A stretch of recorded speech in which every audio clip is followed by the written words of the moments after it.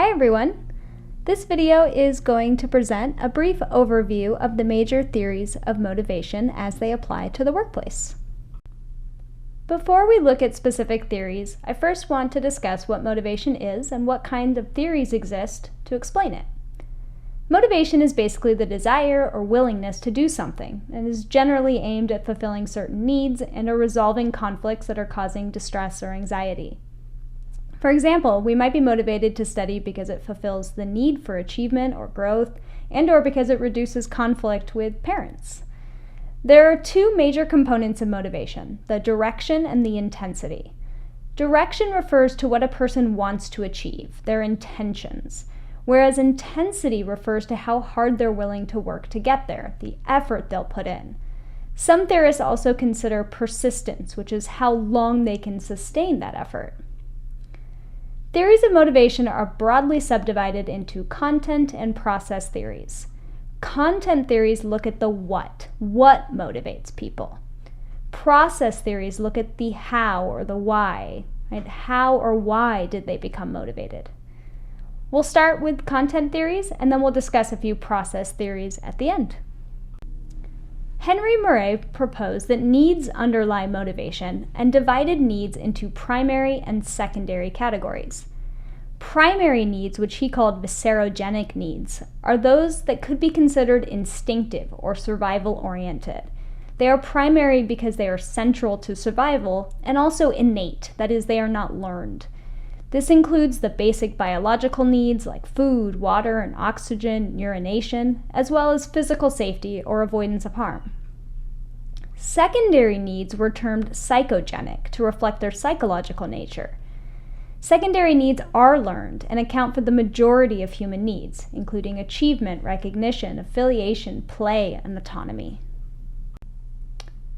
Abraham Maslow is perhaps the most well-known name in the world of motivational theories, particularly need-based theories.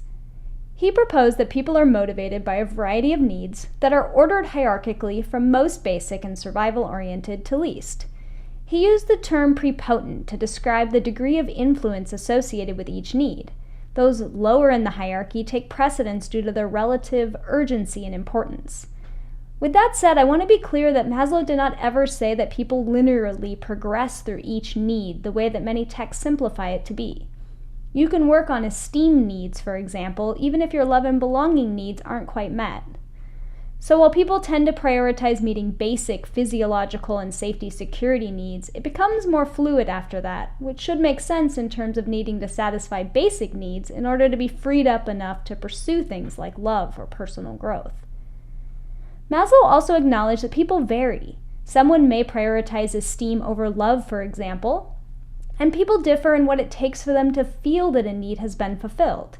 A few deeply connected friendships may be enough for one person, but all the friendships in the world might not fill the gap of an intimate partner for another. Let's look at each of these categories in the order they're typically presented, starting with the four so-called deficiency needs. The most basic needs are the physiological needs, which include water, air, food, sleep, and shelter. Maslow believed that if these were not satisfied, the person would be too preoccupied trying to get these met to work towards fulfilling the other needs.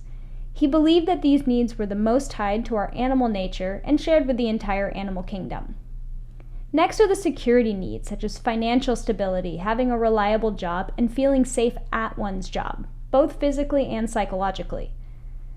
Next, we move from basic needs to psychological needs, starting with social needs like belonging, intimacy, and friendship. Maslow was vocal about the fact that this includes not only receiving love from others, but also giving love. From an organizational perspective, belonging is a hot topic right now, and rightfully so, as the research shows that when employees feel like they belong, they're happier and more likely to stay. Then there are the psychological esteem needs, which refer to the need to feel good about ourselves and those we're close to. He was careful to point out that self-esteem, in order to be healthy, must be built on a foundation of earned respect and earnest effort. He also made a clear point to differentiate unhealthy selfishness from healthy selfishness, which continues to be a point of challenge in our culture that sends the message that taking care of yourself is somehow a selfish act, even though it's literally needed to be a healthy person and to contribute to a solid organization. At work, this includes feeling good about your accomplishments, the organizations you work for, your own growth, and so on. The next two stages are debated as to whether they actually constitute separate categories, but we'll touch on them briefly. These needs are referred to as meta-needs, in the sense that they're not necessarily deficiency-oriented, but not self-actualization either. Cognitive needs refer to the need to learn and to contribute knowledge, which could be through jobs like teaching, or in training or leadership roles in organizations. Aesthetic needs refer to the need to enjoy, appreciate, and find beauty in life, such as through architecture, nature, or art. If a person has relatively well satisfied their lower-level deficiency needs, Maslow proposed that they were freed up to explore the highest need, self-actualization. While he conceptualized the basic lower needs as prompting deficiency motivation, that is, motivation related to lacking fulfillment of these needs, that becomes the center of focus, he proposed that self-actualization was associated with growth-oriented motivation, motivation to explore, to create, and to reach our individual potentials. And while the other needs are shared to an extent with other animals, Maslow proposed that self-actualization was uniquely human. Self-actualizing people often make what Maslow referred to as growth choices, which is a process that continues throughout life and that supports the movement progressively closer to their personal ideal and increasing moments of peak experiences and transcendence. So while actualization emphasizes self-fulfillment and self-interest, transcendence is an almost mystical state in which the self is irrelevant. It is transient and is more often experienced by those who meditate or practice mindfulness, which is becoming increasingly popular as a stress management strategy at many companies, especially since the start of the pandemic. Maslow worked in organizations and studied the workplace from the perspective of his developing humanistic theory. He argued that organizations should move away from their intense emphasis on meeting their workers' most basic needs and instead help them to reach higher order needs, like psychological esteem and growth, which he stated would be a, quote, truly enlightened capitalism, end quote. Many organizational psychologists and other business and/or leadership researchers have built on his work. Douglas McGregor developed a theory of human behavior in the workplace while Maslow was alive, and it's based directly on Maslow's work. His theories, termed Theory X and Theory Y, present two opposing views of employees and management approaches. To be fair, he acknowledged that neither of these theories were accurate reflections, and that his goal was to describe the two polarities of how managers approach and think of their employees in workplace settings. McGregor's description of Theory X is what most of us think of as a typical bureaucracy, which assumes workers are lazy, self-centered, resistant, and need to be controlled. In this view, employees are seeking security and otherwise have no motivation to be there. They don't intrinsically care about the work they do and are simply seeking the monetary reward and avoidance of punishment. Because of this, managers think they need to be overly directive, micromanaging, and controlling. In terms of Maslow's theory, employees are working to get their lowest level needs met, and bosses are there to keep them in line. McGregor points out, though, that this approach only works if employees do not have sufficient resources to meet those basic needs. Otherwise, they'll have no motivation to be there or to perform their job duties. Theory Y takes a more participatory and optimistic view of employees. Here, the assumption is that people are not lazy, and that they do want to learn, grow, and take responsibility for problem solving. They want to do their best, and they strive towards efficiency, but also value their freedom and autonomy. Management in these organizations tend to be focused on developing their workers' potentials and helping them move towards common goals. Therefore, these settings are aligned with Maslow's psychological needs like belonging and esteem. Some people make the distinction, which I agree with, that Theory X describes managers who are bosses, rather than Theory Y, in which they are leaders. Theory Z was introduced by William Auchi in the 1980s. It is based on Japanese organizational management and assumes that workers are most motivated by loyalty, trust, and dedication. He emphasized the need for management to support employee well-being, both at and away from work. This theory proposes that employees will be more motivated and satisfied if they have close relationships with their colleagues and also have a reasonable work-life balance that supports a quality family and community participation. Employees can be trusted and are encouraged to be responsible, trained in a variety of roles and tasks, and part of the decision-making process.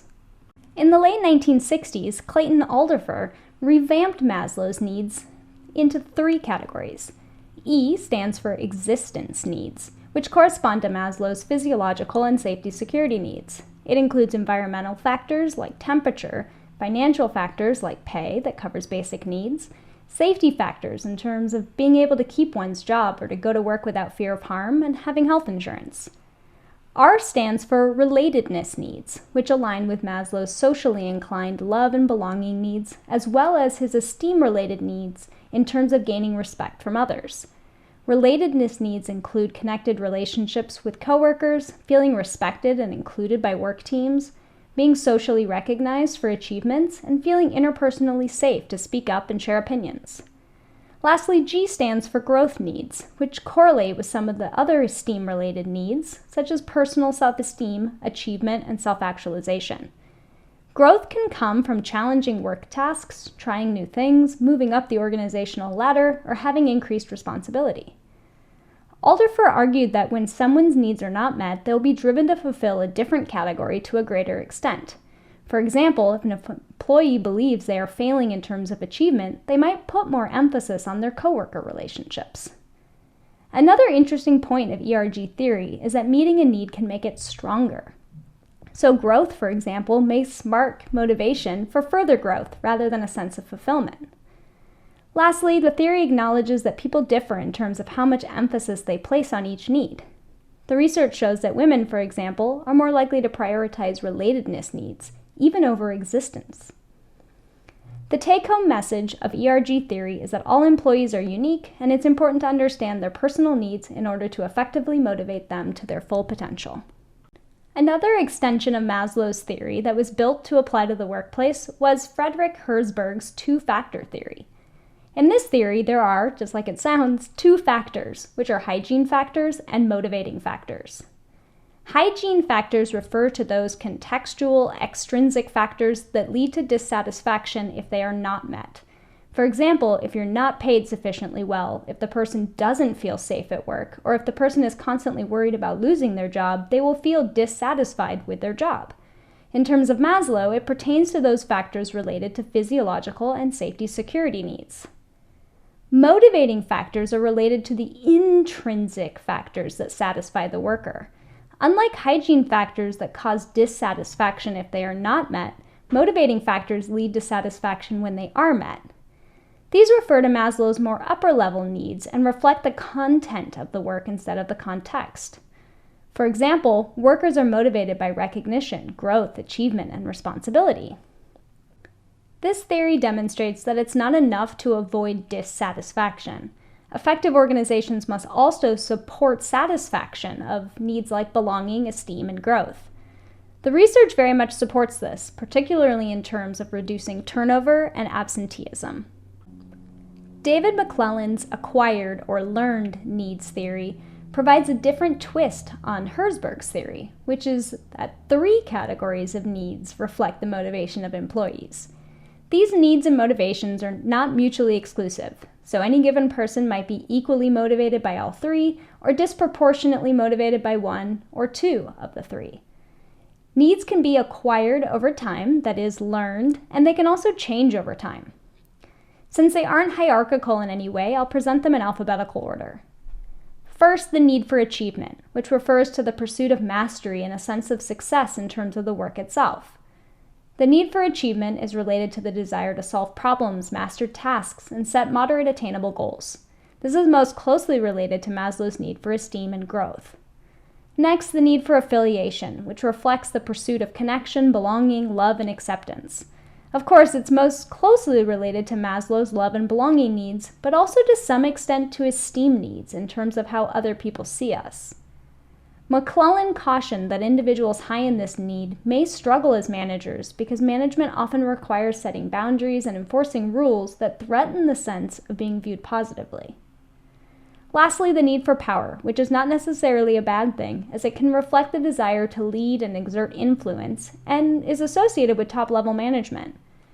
Those with a high need for power can do so in pro-social ways, like encouraging their employees to be their best. but it can just as easily be a source of manipulation, control tactics, and aggression. The need for power, when taken from a positive perspective of teaching and encouragement, could be viewed as reflecting esteem and growth. The last content theory I'll review in this video is Edward Deci and Richard Ryan's self-determination theory, which also provides a framework for human motivation that is built on need fulfillment. Self-determination theory specifically focuses on three core human needs: competence, autonomy, and relatedness. Competence refers to the experience of mastery or of being effective. It is enhanced by positive performance evaluations and feedback from colleagues, and the perception that challenges are difficult but manageable.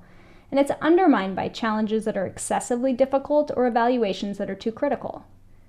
Autonomy refers to the perception that we have a choice of how we behave, that we're self-directed and self-responsible and in control of our lives. It is enhanced by having choices at work, or at least explanations about why certain choices are made, and undermined by threats, micromanaging, and extrinsic rewards. More on that shortly. Relatedness is linked to meaningful connection, such as the sense of belonging and having fulfilling relationships with colleagues. It is enhanced by respect, inclusivity, and interpersonal safety, and undermined by too much competition, cliquey social circles, and criticism from colleagues. Self-determination theory acknowledges that people vary in their perceptions of how much they need or want degrees of each of these, which they refer to as need strength. Someone may be highly motivated to demonstrate competence, but less concerned about autonomy or relatedness. Someone else might prioritize relatedness over all else. Self-determination theory highlights the concepts of extrinsic versus intrinsic motivation. People who are more motivated by intrinsic factors like personal interest, curiosity, and enjoyment of challenges tend to satisfy their needs to a greater degree than those who are motivated by extrinsic factors like financial reward and awards. The more someone experiences an internal sense of motivation, the more successful they tend to be. Similarly, intrinsic motivation is correlated with flow states, that is, the ability to be fully immersed in what you're doing. Also, people are more likely to enthusiastically pursue tasks that they've chosen for themselves. In the workplace, therefore, feeling intrinsically motivated and experiencing competence, autonomy, and relatedness are all linked to higher self-determination and to enhanced performance. B.F. Skinner introduced the theory of operant conditioning to explain how responses in the environment shape behavior. Behaviors that are reinforced become more likely, and those that are punished become less likely. So one way to look at the process of motivation, that is, the how of motivation, is learning through reinforcement and punishment. If you look at the chart, there are four main outcomes that correspond to various reinforcers and punishers that pertain to how people become and stay motivated. The top left shows positive reinforcement, which is when a behavior is more likely to occur again in the future because something pleasant or desired was added.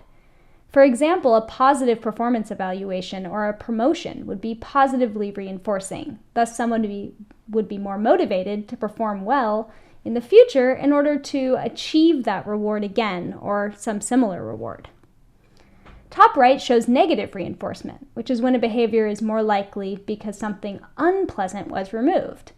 For example, it might be negatively reinforcing to complete a project ahead of the deadline so that your boss does not nag at you. So you'd be more motivated to stay on top of deadlines in the future to avoid that outcome in the future. The bottom left shows positive punishment, which is when a behavior is less likely because something unpleasant was added.